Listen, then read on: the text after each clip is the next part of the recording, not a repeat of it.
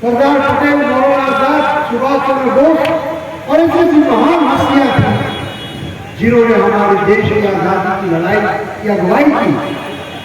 और उन लोगों से जो इस देश को 200 साल से ताकत से हुकूमत कर रहे थे, शासन कर रहे थे, यानी अंग्रेज, उन अंग्रेजों को जिनके बारे में ये कहा जाता था कि उनका सूरज कभी डूब नहीं है, उनका सूरज कभी डूबता नहीं था, आज ही दुनिया में उनकी हुकूमत, लेकिन उनको अहिंसा का रास्ते पर चलकर गांधी जी के नेतृत्व में कांग्रेस पार्टी ने इस देश को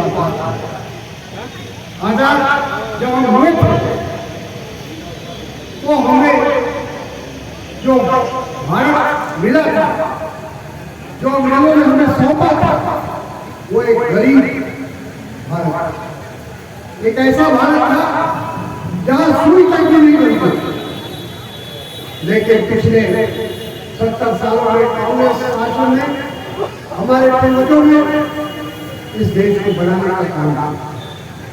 हालांकि अभी भी हमारे सामने बहुत सारी समस्याएं हैं, बहुत सारे चुनौतियां हमारे सामने खड़ी हैं, उनका हमें सामना करना है, उसका समाधान निकालना है। दुख की बात है कि आज जो लोग शासन में हैं, जो लोग केंद्र में हुकूमत में हैं, वो लोग हैं जिनका इस देश के लिए कोई योगदान नहीं, इस देश की आजादी में कोई योगदान नहीं। आज दावा कर रहे राष्ट्रवादी हुए, आज तो राष्ट्रवादी बनने की कोशिश कर रहा है, लेकिन हकीकत यह है जिन लोगों को इतिहास पता है वो अच्छी तरह से जानते हैं कि ये वो लोग हैं जो अंग्रेजों के सामने एक प्रकार से गुलामी कर रहे हैं, गुलाम से अंग्रेजों की खुशामद कर रहे हैं, उनकी खिदमत में लगे थे, उनकी सेवा में लगे थे। और आज वो हमको ये कहता है कि ये रास्ता नहीं है।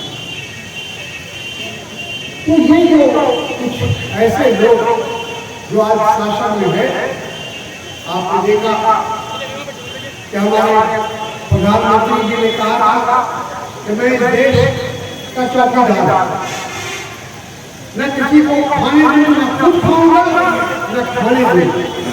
लेकिन आज जो चौकीदार, जो देश का चौकीदार समझकर लोगों ने उनको सत्ता सौंपा था, प्रधानमंत्री की कुर्सी दी थी, आज वो व्यक्ति उनकी बच्चों का एक प्रकार से उनका चौकीदार बनता है।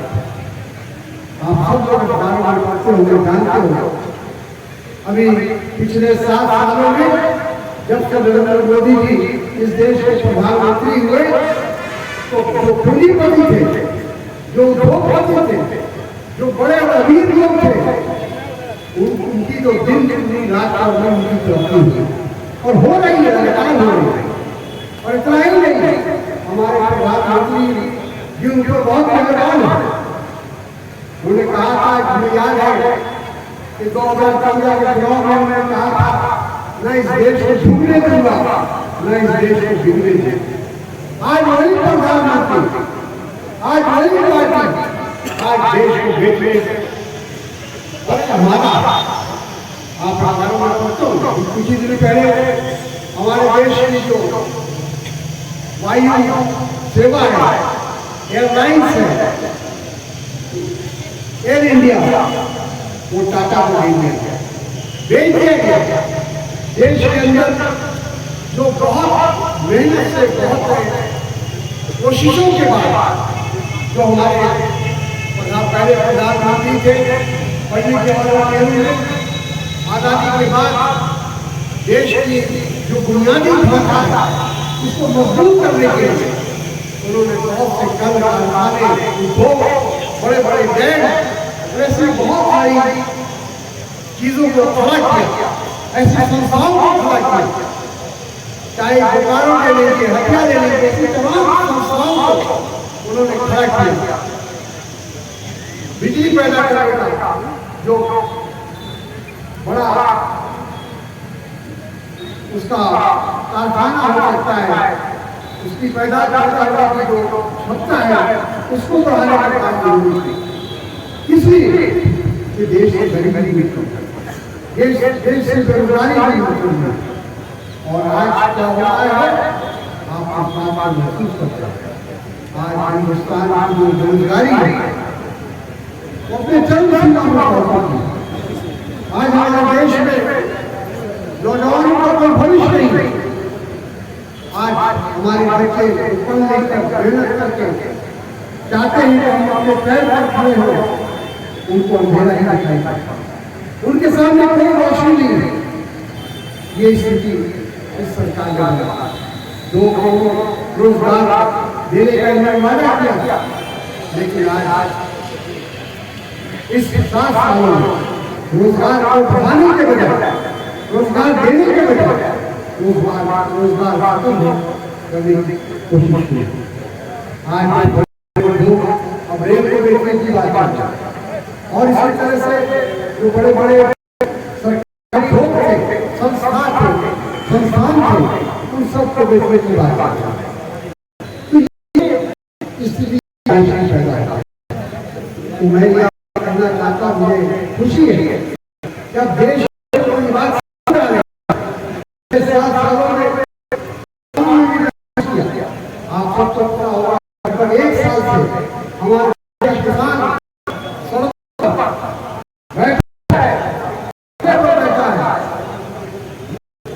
हर तरह से वो इस बात को समझाने की कोशिश कर रहा है कि जो उनकी मांग है उसको माना जाए। किसान जो हमारा पेट